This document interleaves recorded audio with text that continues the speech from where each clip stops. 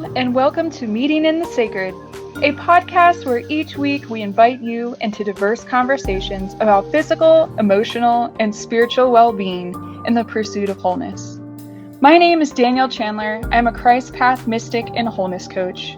And my name is Theresa Noach. I'm an interspiritual enthusiast and published author with an eclectic Christian background.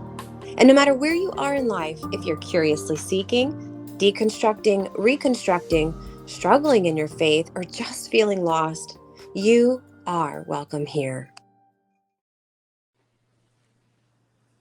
Welcome back, everybody, to Meeting in the Sacred. This is episode 16. Danielle, you are calling this Jesus, porn, and a lottery ticket. Come on now, let's jump right on in. Tell me about this title. So, sorry, I got to turn my volume up here. So my title comes from, actually, it's a story about the last time that I saw my first husband. It was right after he had relapsed pretty hard, and we had met up, and his plans didn't go as planned. So we met up, and we had been joking, walking around this grocery store. He was like, "Oh, maybe I should just buy a lottery ticket." And I was like, "Hey, you never know. Like, maybe this will be the title of our book, Jesus, Porn, and the Lottery Ticket." Oh, wow. And we had talked about creating kind of this 2-part series or set, this kind of book that would share my story and his story. And at the time, we had thought it would talk about a redemptive story and how eventually our story would look, I guess, a different way than it turned out to be. But, there still is redemption in my story. So I thought that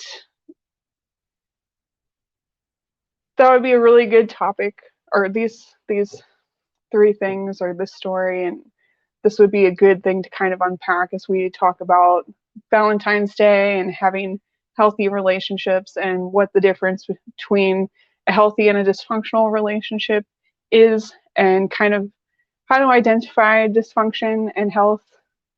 So I thought we could dive into that. Yeah, I'm all ears on that one, because I don't know if anybody can say that there is anyone out there that's not dysfunctional in some way, or what is functional. So yeah, come on. Yeah, I think, that's actually something that I still sit with my story. As I look back at my story with my first husband, I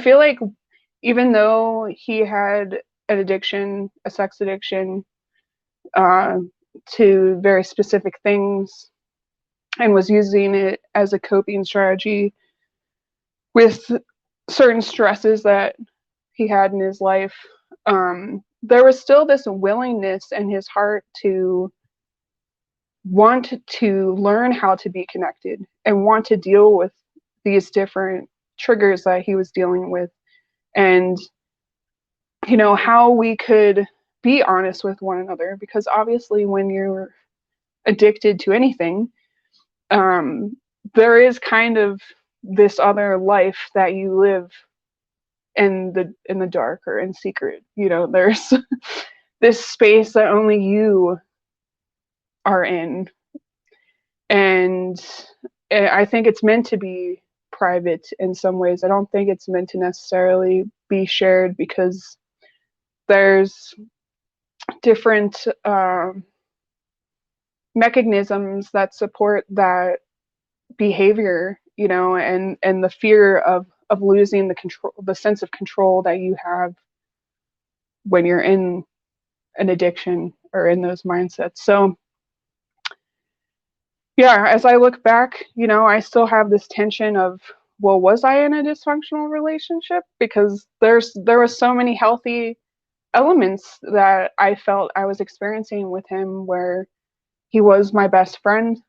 I felt like he was my best friend, and that there was this emotional, deep intimacy that we shared.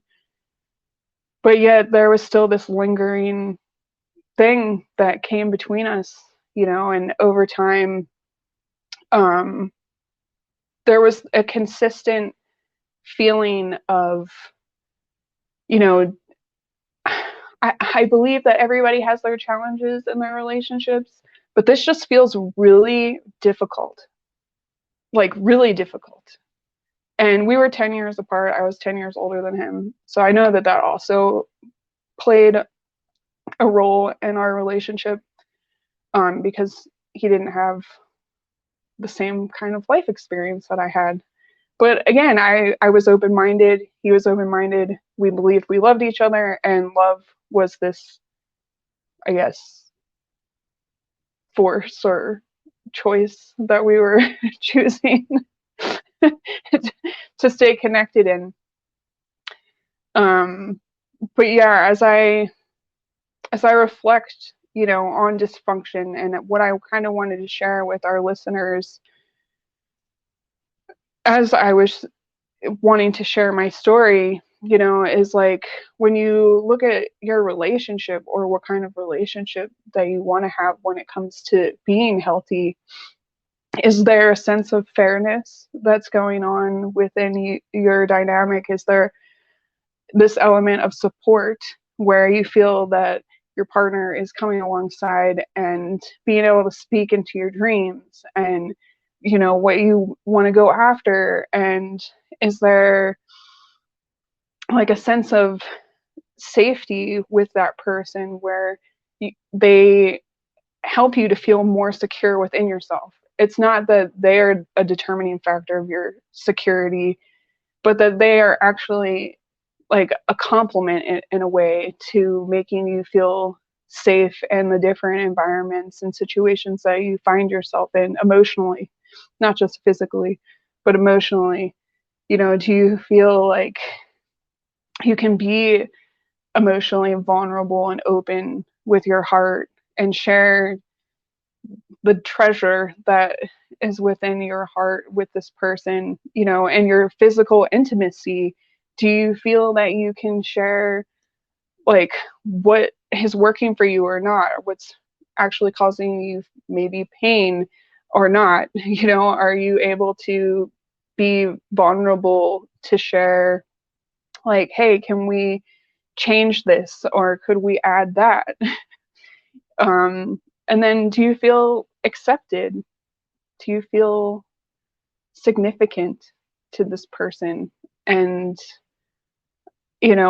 outside of you already maybe feeling that way within yourself, are they allowing you to feel who you are is accepted and acceptable, that they don't necessarily have to change you for them to like you, or you can show up as you are, and they share words of affirmations and kindness and love towards you? um, do you feel like there's anything you would want to add to that, Theresa, when it comes to health or dysfunction? I was thinking as you were saying those aspects of functional relationships. Mm-hmm. Started with fair support, safety, and a branch of that safety was emotional vulnerability, because that I see falling underneath safety. And then accepted and significant. I just thought to myself, where can I be more of those things Mm-hmm. within the context of my relationship? But I also thought, I don't believe anybody is firing off on all of those levels ever. I just don't. And I won't believe it until I see it. But they also say don't believe, what is it? Believe nothing of what you hear and only half of what you see. And it's, I've seen too many supposedly functional relationships closetly dysfunctional. Yeah, I agree. As I've trucked along, like, But who's taking the statistics, who's writing these down, who's answering those questions, who's really telling the truth here. And I would say with experience, I have not seen any of those functional relationships turn out to be 100% functional. And you know, my husband and I have sat in counseling sessions with our therapist, and I think at some of these sessions that we've gone in, I'm feeling these emotions that would make me think we're really just jacked up. We're so jacked up. We're so dysfunctional. We're not even going to get to the other side. You know, what does that look like after all these years anyways? And then the therapist would say things or take some kind of score test to show us how, you know, in line we are with each other's core values and expectations and compatibility and different things. And him and I would always just look at each other and kind of start laughing because we're like, we're way closer on this than we thought, you know. We're far more together than we are not. But it is within our dysfunction that we have found out great ways to function. yeah. So And yeah, but they're all opportunities. We were talking about that last episode. Right. They are opportunities if we allow ourselves to see it that way. I mean, we don't know what we want until we know what we don't want. Exactly. I really think we don't know what we want until we know what we don't want. And even then, sometimes it's hard for people to verbalize exactly what the opposite of that is. You know, I don't want to feel this way, but what is it that I do want to feel?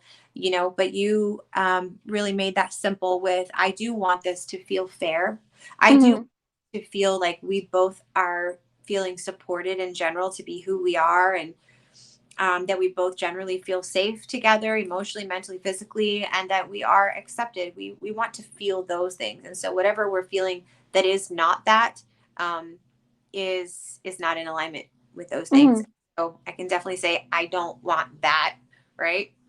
I don't want that because of how it makes me feel. But functional, like, that is functional, to be able to express those things, to be able to identify how I don't want to feel and move towards how I do want to feel, is functional. And I think we all have the capacity to be that. And hopefully we move towards being that more often than we are not that. Yeah. And I think, like, and I used to be this way, but I think that a lot of times people have these projected ideas on, like, what life and relationships, situations are supposed to look like. And they often come in extremes, you know, and there's all of these emotions kind of attached to it. So, like, I think people think sometimes that, oh, a relationship, like a healthy relationship, isn't supposed to have any problems. I don't really understand where that came from. Maybe some Hollywood movie somewhere. I don't know. But it sets up this expectation, which we were also talking about in the last episode. And it really does. I mean, it creates a high expectation to try to, you know, to project that onto our human experience and our reality. There can only be a really intense experience of disappointment, you know, because we are humans and we're living and we're breathing, and we literally carry with us every single moment of every single day and second that we have ever been on this planet with us, wherever we go. And so there's a lot of unconscious things that we carry with ourselves, and there's a lot of conscious stuff as well. But we never truly know what is going to manifest inside of our hearts and surface in our hearts until we are in a very specific situation and time.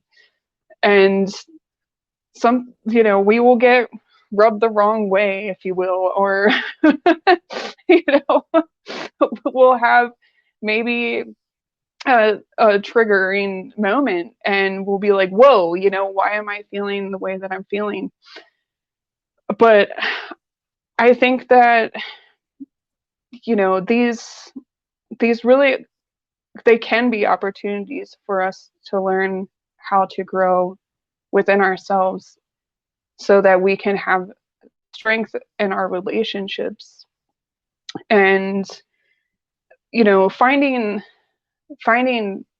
I would say, not just the strength within the relationship of the partnership, but also when you create that sense of safety, like you were saying, um, actually, it might have been last episode, sorry, I brought up saying sorry, and apologizing for doing something that you recognized maybe you could have done better, or like maybe I was kind of being a jerk or whatever, and it's like, man, when my husband comes to me and acknowledges that he did something wrong, and like I might have not even have been upset like about the thing that he's apologizing to me about, or like, he does notice that I was maybe hurt by something that he said, that really does do something inside of my heart that it makes me usually want to cry, because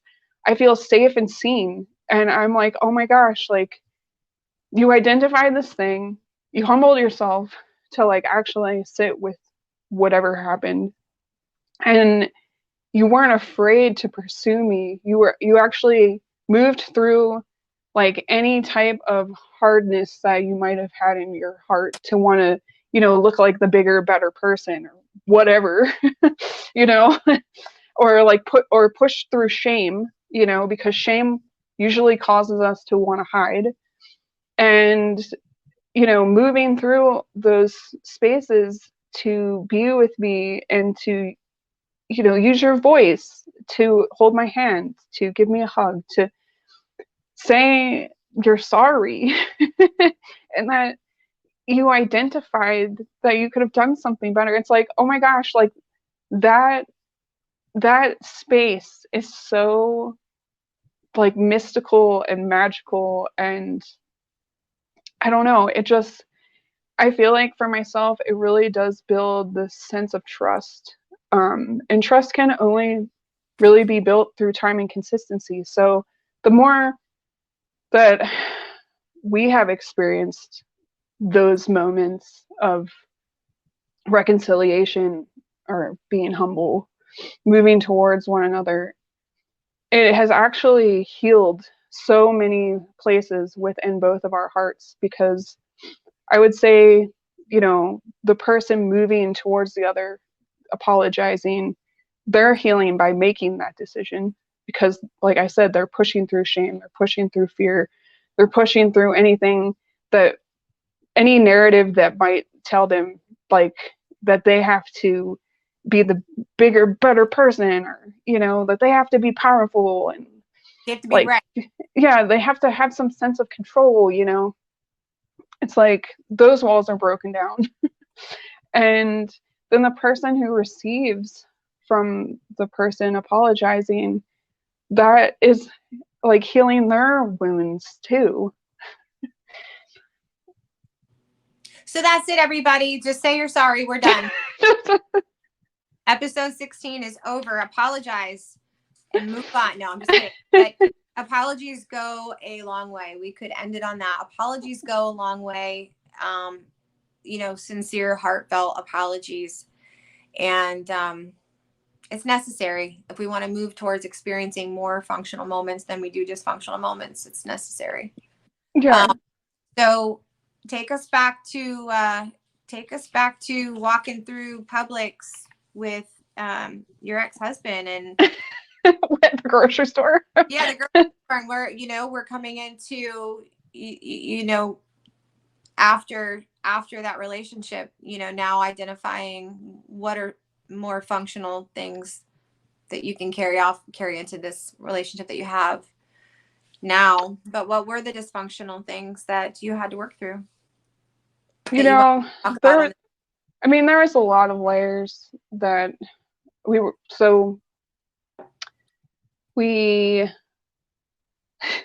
were married for 8 years, but we only lived together for 4.5 because he went to recovery for a year. And then once he had his relapse, he left me and we weren't together for another 1.5 years. And so, there was these like kind of separation moments that we didn't really, I guess, get to invest in our relationship in the same way that we were when we were together. But But what does relapse mean? I mean, he was gone for a year and a half in relapse. Relapsing, like how are you gone for a year and a half on a relapse? it's a really good question. Okay. Well, let's just say that he decided that he wanted a different life. You know, Other he people. he felt that, he there was this level of torment that he actually experienced internally where he was really trying to make sense of a lot of what he had been experiencing and childhood trauma, his narratives, all this stuff. And after recovery, unfortunately, the recovery center he went to, they didn't actually talk about relapse prevention. Recovery from what? Sex addiction. Okay. Yes. Okay. And so there was specific porn things, preferences that he would find himself choosing to deal with stresses of life. But I think that, when it comes to porn, it really does rewire your brain. It wires your brain in a certain way, where I think that you don't really know what could trigger you to want to fill that appetite. And that's why it can become so tricky because porn can be hidden in so many different ways. And you can also relive images in your mind by yourself, so you can create these internal fantasies and uh, Even when figure you're not, out ways. even when you're not trying to create them, you know, No. said a minute ago, like you carry with you everything you've ever experienced your whole entire Mm-hmm. like, you know, when I decided that I didn't want anything to do with porn,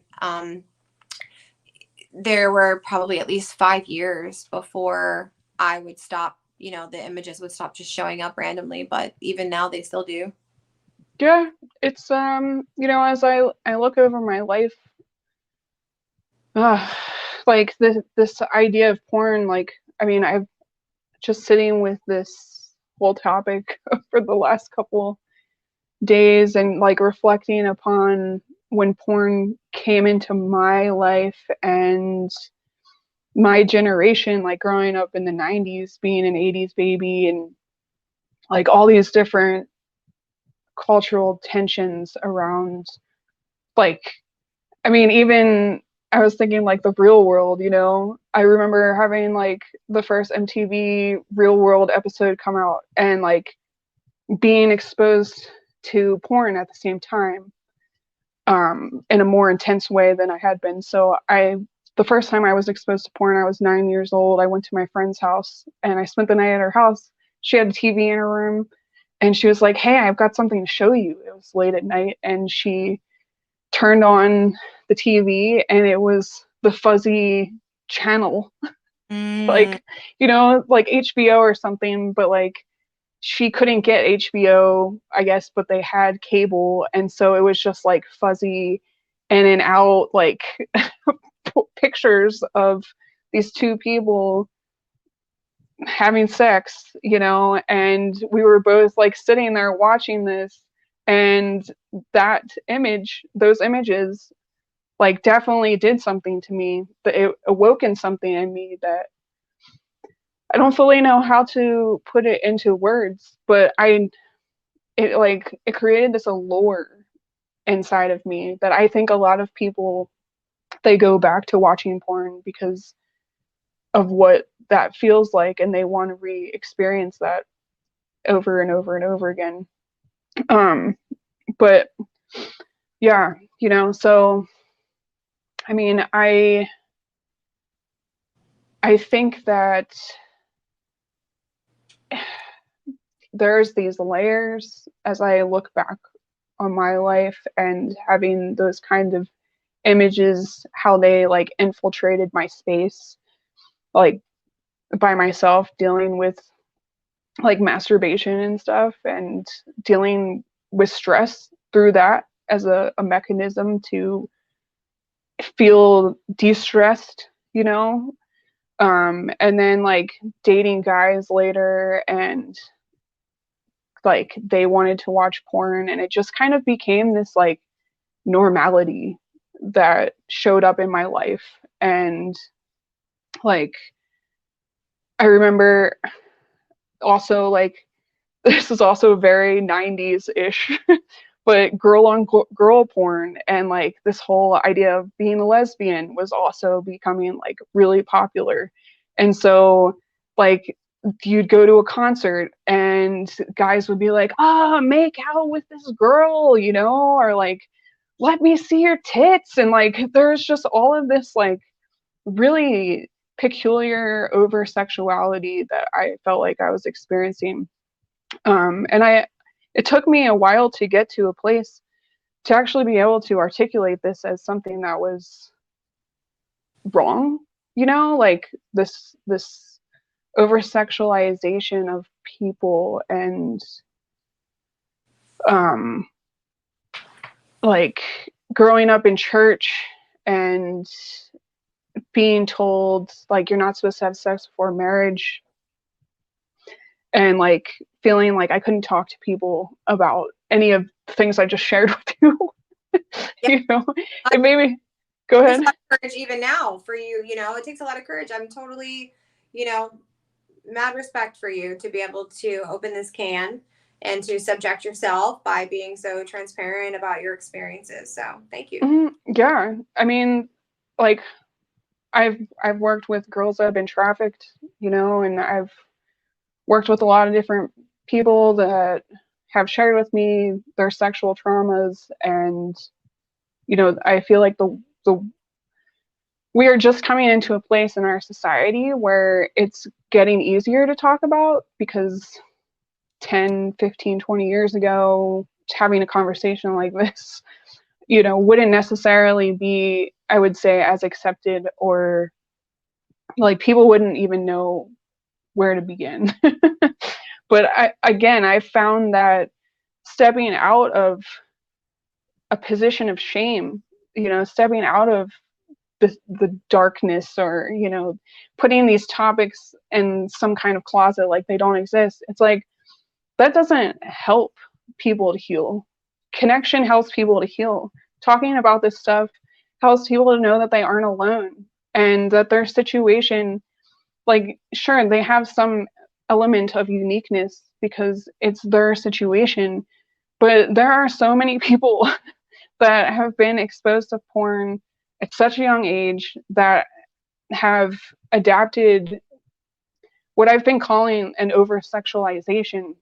I don't know if that's necessarily the right term, but this these images and the words that are said in a porn video, or lack of, there's a piece of imagination, and there's all these chemicals, and there's all this stuff that is going on inside of you that is being programmed on so many levels, and you have no idea it's happening.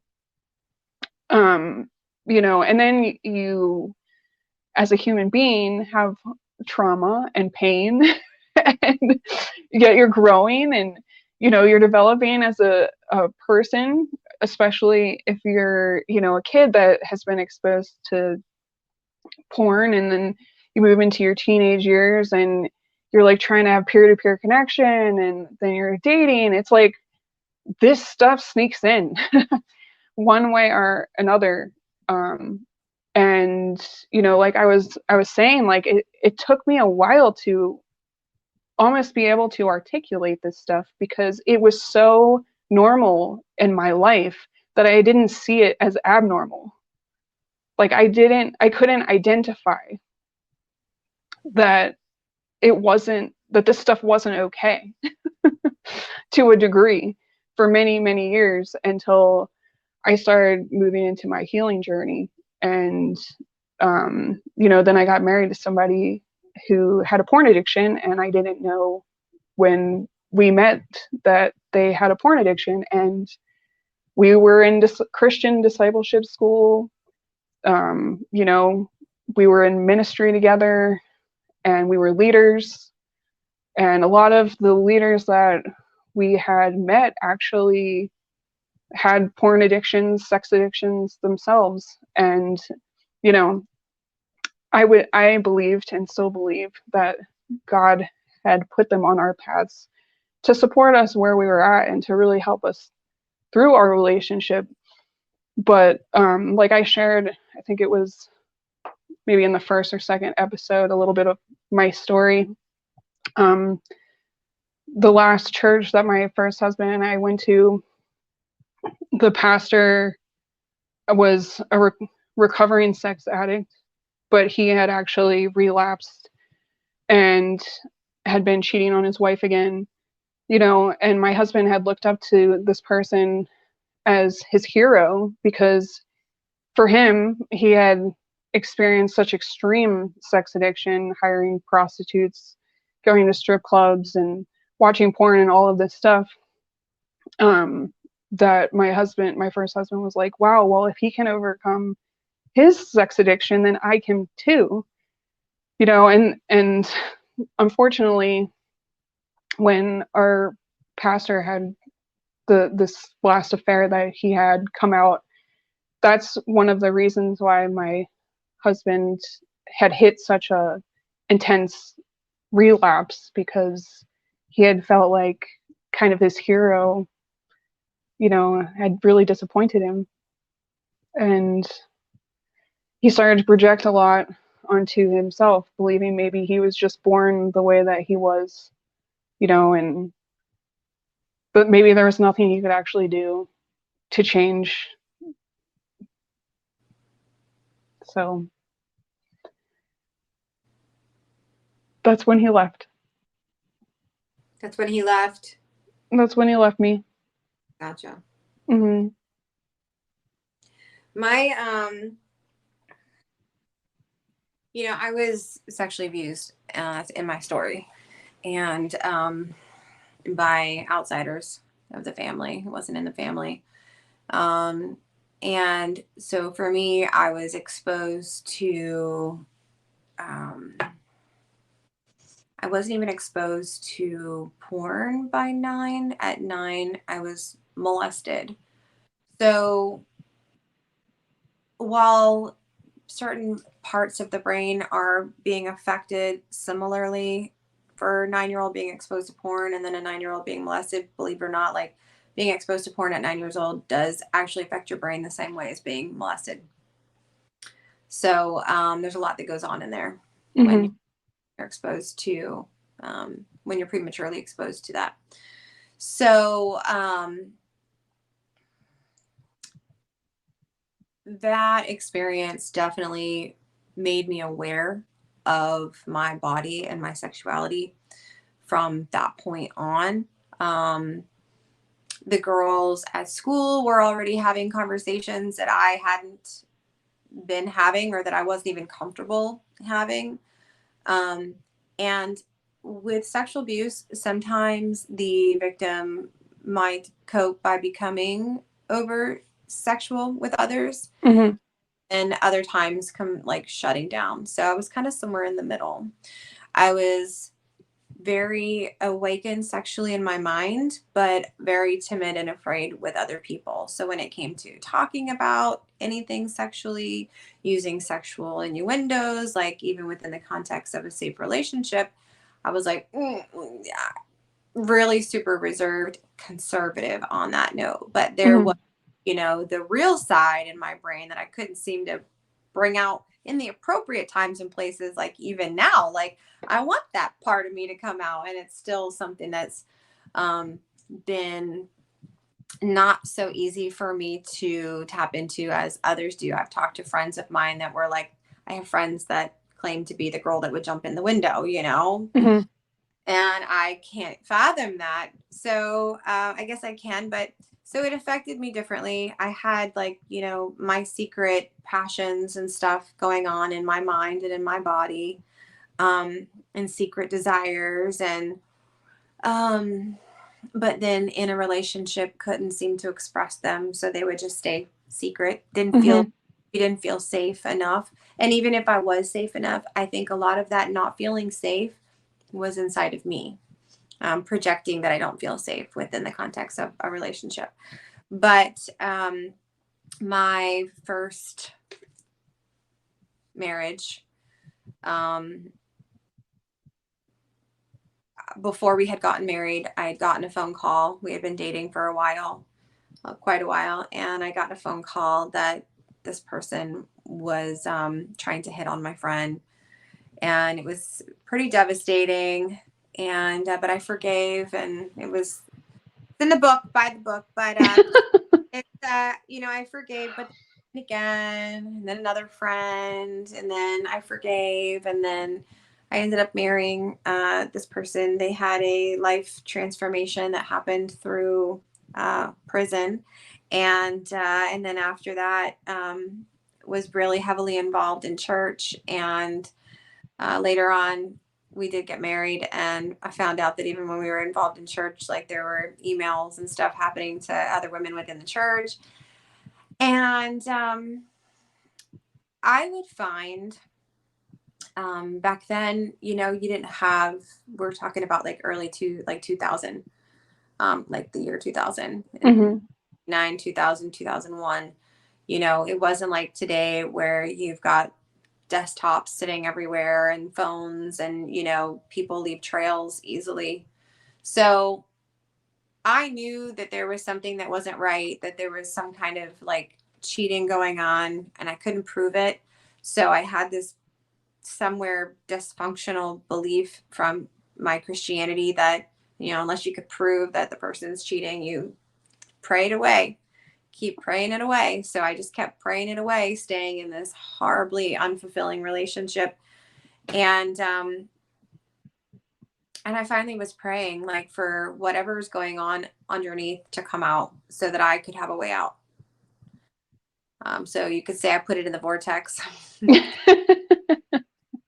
And if you're listening, probably not the first time you've listened to us, so you probably know what the vortex is. But it's the place where all of your desires go to wait for creation to happen. So I, short after that prayer, came across, I was cleaning our little trailer that we lived in, and came across videos, VHS videos, and popped them in. And you know what always sucked about catching somebody or finding out was that now I gotta watch it, Yeah. and and there's never a moment where that wouldn't be, anybody that walks. I can remember walking into a room. There were so many times that I was in a situation where I would walk in a room and it would be on. Mm-hmm. Walk in over here at a club, or I'm like, and I would feel really uncomfortable with it being in a public situation. And then I thought something wrong with me that I feel so uncomfortable with it being public. These people aren't uncomfortable with it. And so I don't think it's possible. I don't think it's humanly possible. And if it is, it's probably very, very rare because of how we're wired sexually. We're sexual beings. That's procreation. It's very important. So I don't think it's possible for anyone to be exposed to something of that sexual nature and not experience pleasure of some kind. even though there's a moral conflict or whatever Right. going on there, there's a biological pleasure that happens. And that's where the problem comes into place, is that if I don't mentally agree with this, but yet I'm feeling these physical pleasures because of it, then there's that inner conflict there. And that's where the shame also is perpetuated, because Mm-hmm. you can't control the fact that you experience a dopamine rush from those experiences, from seeing that. You can't change that part of your biology. So, or even if it's a book, or even if it's something you read, or something somebody says something, that's all a healthy, normal part of our human experience.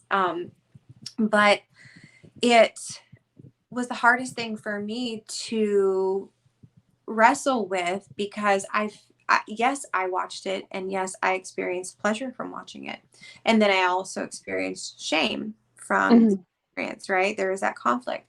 So I would push it away more often than not. I would reject it, but then it was inevitable that it was going to come around the door in some way, shape, or form, whether I stumble across somebody else's video and now I have to watch it because I have to prove that you've been watching it behind my back, or or whatever it is. And so in that case, I came across this video and I was like, okay, now I know that he's been doing this and hiding it behind my back. My biggest thing was the hiding behind my back part, because Mm-hmm. really, so badly, like I said in the last episode, I really so badly have always just wanted that brutally honest, transparent relationship. That if this is Mm-hmm. what you want, and this is what you enjoy, and this is what you need in your relationship, tell me and be open and honest about it, and we'll make it happen. Like, that's how I used to feel about even porn. It's like, okay, well, but don't hide it, because for me, the minute you hide it, it now becomes a personal thing for me. And something would happen inside of me that I would feel so horrible about myself. I would feel like there was a secret girlfriend. I would feel like there was a secret lover. And the thing is, that secret lover also had a face. And that Mm-hmm. secret lover also had a body. And that secret lover had all these things. And as soon as I saw them, now I have a picture of my competition, so to speak, or of that person that the person I love wants to be with more. They are secretly attempting to be away with them. And the man would not see it that way. Mm-hmm. They would not consider that as cheating. And I did, because I felt so utterly and deeply betrayed.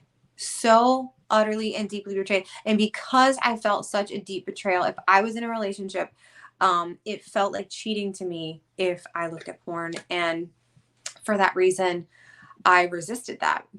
Um, but when it felt like I couldn't win the battle, I would join him, right? Mm-hmm. Beat him, join him. Okay, well, Mm-hmm. how can we make this an us thing then? Yeah. Make this an us thing. And eventually, after having daughters and after having stumbled across things online that were not just porn anymore, but we've Mm-hmm. now over into some utterly demented, twisted, abusive. I'm Mm-hmm. so inverted that I'm getting nauseous thinking about it because of what I've seen, and the images come back. I Yeah. there.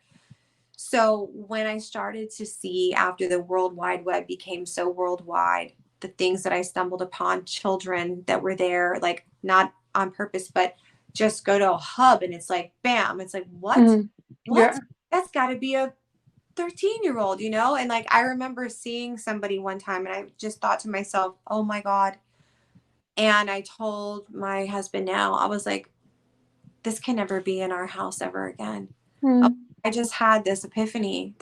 It just dawned on me that this entire industry, there's this entire industry is infiltrated with hints of this. Mm-hmm. There is no longer, if there ever was, G-rated porn. You know, Yeah. like there's there. If you were to put it on a scale now, you've got G over here, and Yeah. you've got beyond triple Z over here, and filth. And Mm-hmm. if I can say that wasn't filth because at least they were imitating healthy, wonderful behaviors, and that's fine. We're just then it's like push the envelope, And that's the thing, if you listen to anybody that talks about porn from a scientific standpoint, is that because of what's happening to your brain and because of the dopamine rush that's going on there, there has to Mm-hmm. be something that pushes harder, pushes harder, pushes harder. Yeah. And so it doesn't just um, end with a G-rated porn video. The Mm-hmm. chemistry in the brain has to continue to look for something more rewarding than the last time. And so it's bent on hell. It's bent on hell. It's Yeah. I will, south. I will never forget it was like right before my first husband went to recovery. Um, we were sitting with our pastor and his wife at the time, and my pastor had asked him, so if you keep making these choices that you're making, because it started with um, him, I guess, starting to wire his brain as a child, a very young child, to sexualize a part of a woman's body in a certain way. And then over time, he discovered porn. And then when we were married, he discovered webcam girls. And so that was kind of this conversation the pastor and his wife and my first husband and I were having. And he said, so if this behavior continues, where do you see yourself going? And in my mind, I'm like, death, because like the more that you continue to get so fixated on these fantasies, like the world around you becomes less and less and less, because you become this controlling agent that is invincible. You can do anything in your mind, and there's no consequence to your choices, Yeah. because how your brain is wired with addiction is that the age that you start any addiction is the age that you continue to carry out those certain like coping mechanisms. You don't grow.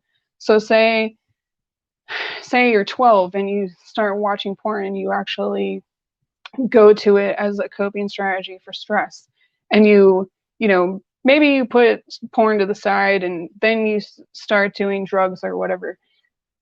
You're still choosing a different substance or behavior to help you cope with whatever it is that you're dealing with internally, and you're not actually growing. So my first husband answered to the pastor and his wife, well, I'd probably become a porn star. That was his answer. And then they asked him again, and then what? And then he came up with some other answer. And then they asked him again. And in my mind, I'm like, dude, the answer is death. The answer is death. Oh my gosh, like you can't see it. But he couldn't. That is like the reality of where he was at. He could not understand the answer is death. And so then eventually my pastor at the time said, it's death. Like if you keep this up, this will lead to death. And I that was like such a eye-opening moment to sit with someone. And I know I've been there in my past with not understanding how to process through my previous coping strategies or addictions. But it was so eye-opening to be able to sit there with someone that I cared about and loved and was married to, and to see them so challenged in their darkness, and that they were trapped. They were so trapped, and was not able to see outside of what they were seeing. Something else I did want to say in response to what you were sharing is, I think that women and men they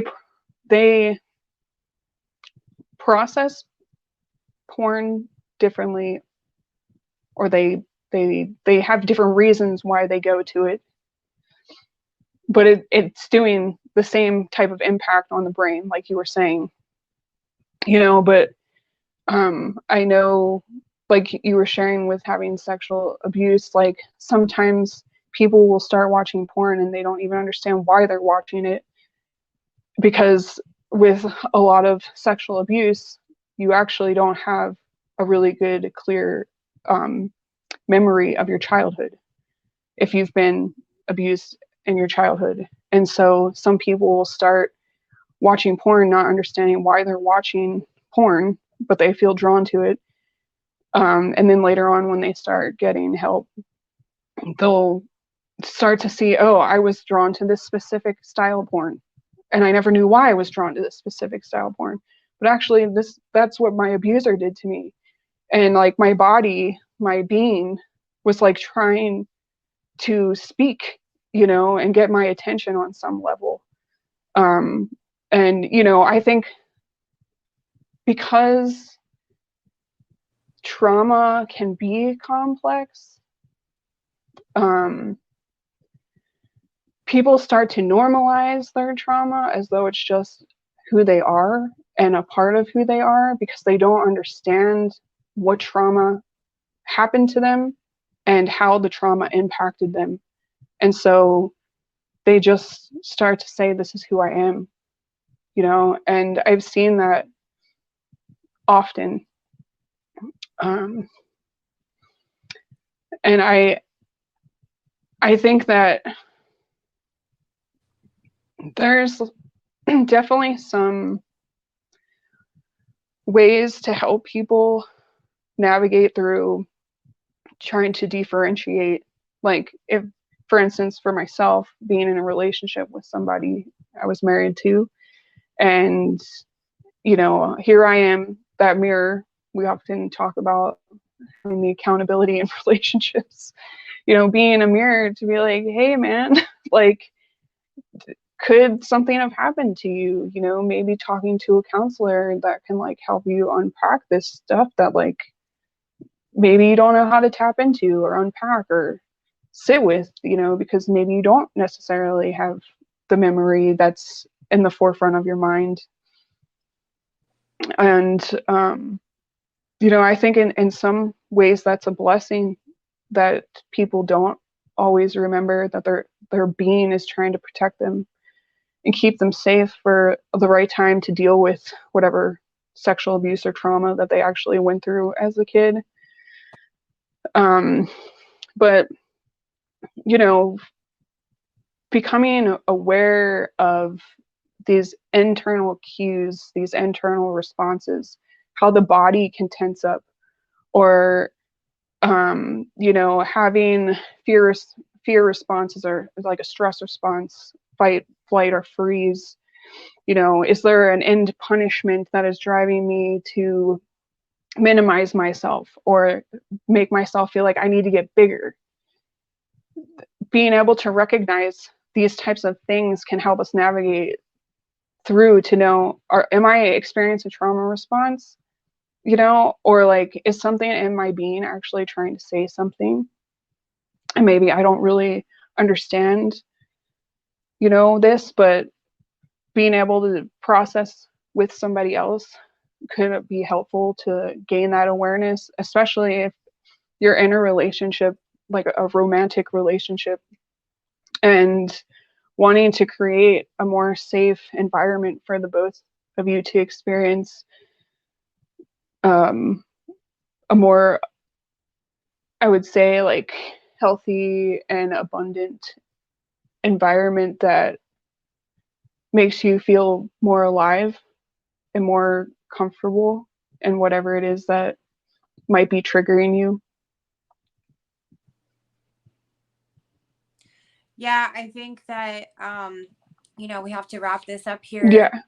What we've started to explore, we'll have to revisit for sure. Because this topic is, there is nobody that is not affected. Nobody that's not affected by porn. I agree. Nobody. And if you do a little bit of homework and find out even about the origins of the internet and the Jordan Peterson talks about this. The motivation behind the World Wide Web was actually for men to have more access to these things. There were, I think, 50 billion hits on between two porn websites based on an interview I was listening to earlier today, and that was not a necessarily up to date number. The majority of them are men. There's a small percentage that are women. Women are more susceptible to novel pornography, literature. I think that's changing, unfortunately. It might be, but either which way, there are movements right now. Yeah. There are movements happening because of the physical and biological impairment that compulsive chronic porn use causes. And because of the way it hits your body, like a hit of cocaine or meth, it is likely that one time can cause you to have a very strong habit that turns into a full-blown overpowering addiction. So it's turning out to be a very dangerous territory for people. And we're not even talking about this from a spiritual perspective. We're talking about this, the secular world is talking about this, the non-churched world, the scientific world, I should say, not secular, but scientific, is talking about the effects of porn consumption on the body, on the brain, on the overall health, specifically of men. So I see it as as a tragedy for our men, and I see our men, our brothers, as worth fighting for. So I want to, and I've always wanted to. I've been busy doing other things, but I wouldn't mind getting behind an organization in some capacity that is educating the public on this and providing resources for people that have been affected by it in some way, whether it's you personally or your spouse or your child or your father or your mother. Somebody has been affected by it.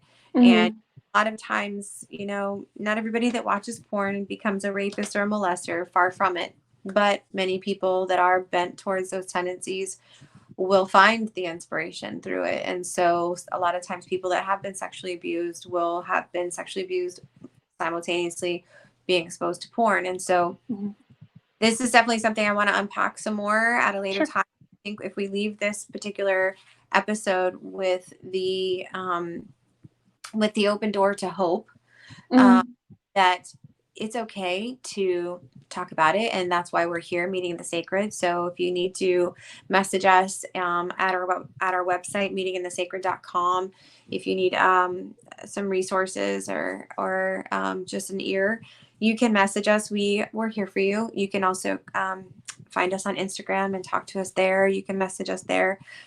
But let's leave this episode with a door to hope, because number one, you have to talk about it. If it's something that is affecting your life in a negative way, and affecting your relationships in a negative way, and affecting your ability to be fully alive, as Danielle's Instagram page is at You Are Fully Alive, affecting your ability to be fully alive, whether because of something in the past or whether it's because of something you're currently dealing with now.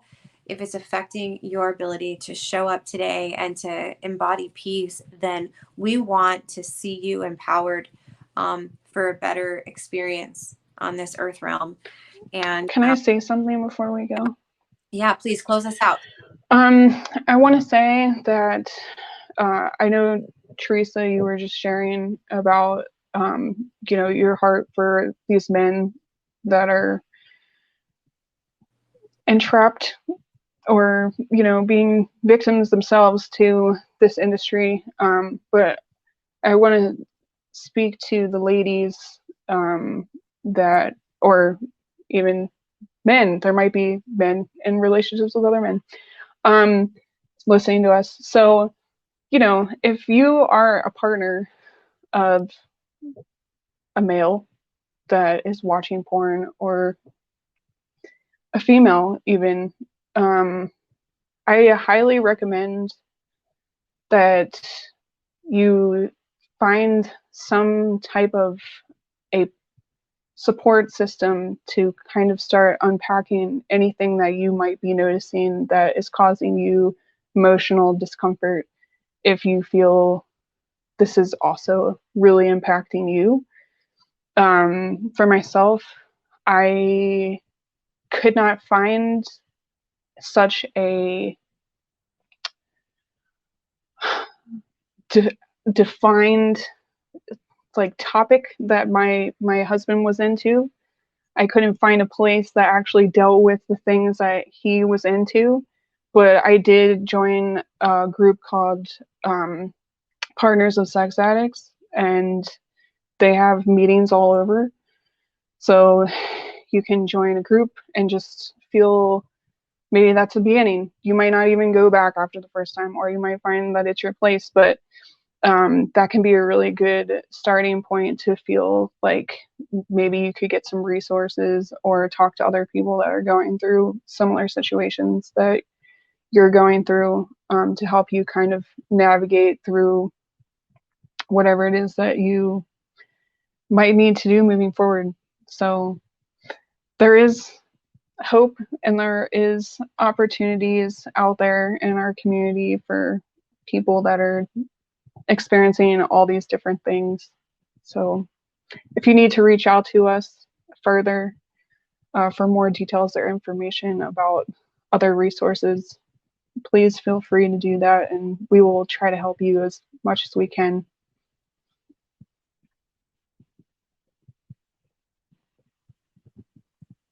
All right. Thank you, Danielle. With that being said, everybody, thank you so much for joining us. And we will look forward to our next episode, and namaste.